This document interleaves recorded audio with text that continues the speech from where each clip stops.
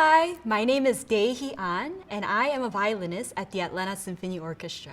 Since practicing is one of the most important skills that we all have to develop to be successful in our craft, I will be walking you through how I practice for this certain excerpt from Paganini.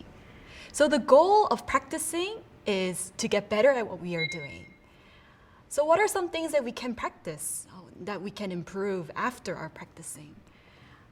Some things that come to my mind are rhythmic accuracy, intonation, posture, coordination between two hands, tone production, musical phrases and execution, and interpretation. So for rhythmic accuracy, this is probably the most obvious thing, but using a metronome is very helpful. What I suggest is using a metronome at a very slow tempo where you can take care of your tone and your intonation and bring that up to a desired tempo, maybe increasing by 4 notches so that you are bringing all of these things together from slow to fast. On intonation, it's very helpful if you work with scales, arpeggios, and double stops. So if I am practicing this Paganini, which is in G minor, I would start my practice with the G minor scale, arpeggios, and double stops. What that would do is that would orient my ears and my fingers to play the right things. And when I do the scale, I am going to practice in a character that I think is fitting for the piece. So it's not going to be a happy G minor, of course, but a little more solemn, a little more serious and dramatic. Let me play this beginning of the excerpt once more at a slow speed. Basically, this is a G minor arpeggio.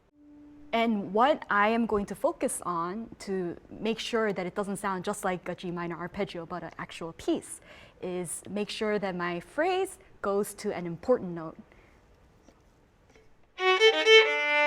This would be a place where I would try to lend towards. Posture is, I think, one of the hardest things, especially if you are a string player.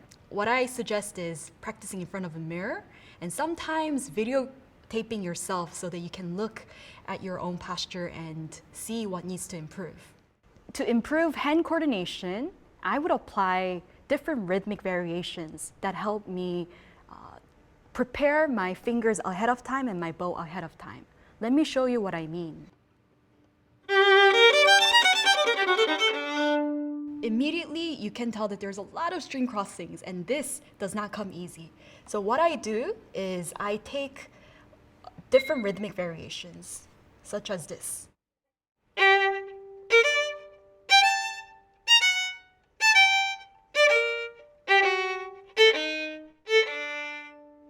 When I hold out this long note, I am mentally preparing for the next couple notes, and that way it improves the accuracy between the two hands.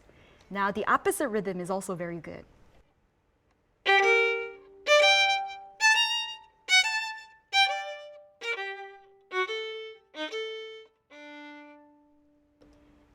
Some other rhythmic variations are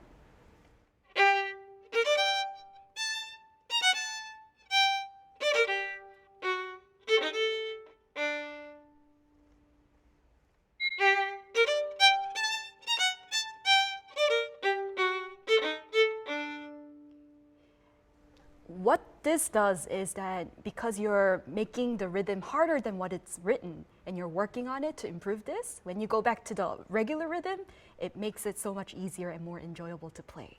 So these are some of the things that I do to practice. I hope you find them helpful.